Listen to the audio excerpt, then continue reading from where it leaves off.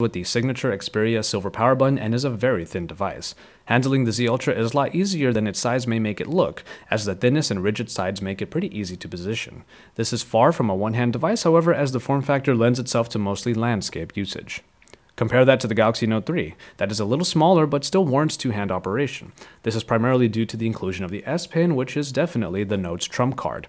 The Galaxy Note 3 comes with a couple great design choices of its own, as Samsung did away with the glossy plastic that many of its products employ, and this time comes with a textured plastic that looks and feels a lot better. It isn't as thin as the Ultra, and has a more rounded look, but its angles are a little more decisive this time around. While landscape usage is definitely in its way, you'll primarily be using the Note 3 in portrait with the S Pen. It's in the screens that both of these phones get their larger sizes. The Note 3 has gotten a 0.2-inch increase from its predecessor due to slimmer bezels. Its Super AMOLED display is a lot like the Galaxy S4 screen that brought great saturation and colors, only bigger. It's a great screen that continues Samsung's display tradition. The same 1080p resolution is somewhat blown up on the Z Ultra, which sports a 6.5-inch triluminous display backed by the X Reality engine. It handles the darker tones of Xperia's Timescape UI very well.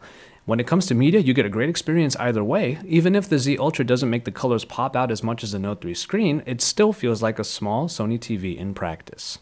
Both of these phones sport the same great processing package. The Snapdragon 800 clocked in at 2.2 GHz with the Adreno 330 employed for graphics. While the Xperia Z Ultra definitely benefits from the speed increases, the Note 3 does have 1 more GB of RAM to compensate for all of its S Pen and multitasking functionalities.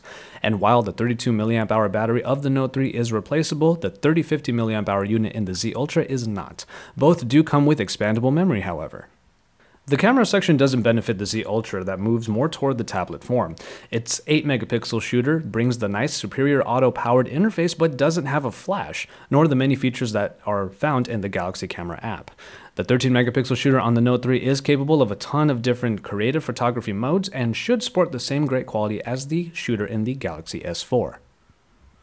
Finally, in software, it's another instance of the typical dichotomy, the super robust and feature-packed TouchWiz up against a more simplistic and classical competitor.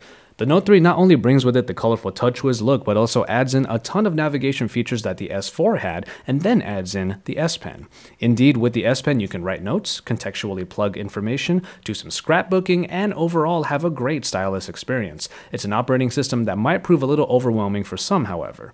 Contrast this with the Xperia's Timescape, the user interface that keeps everything simpler with a somewhat stock-looking UI. Sony's additions of small apps and even its own apps like the Walkman bolster what is pretty much a classical experience. And so, there you have it. 2 of the biggest players in the game, and while one might focus on a kind of personal assistant experience, the other is definitely one of the best big screens available for media.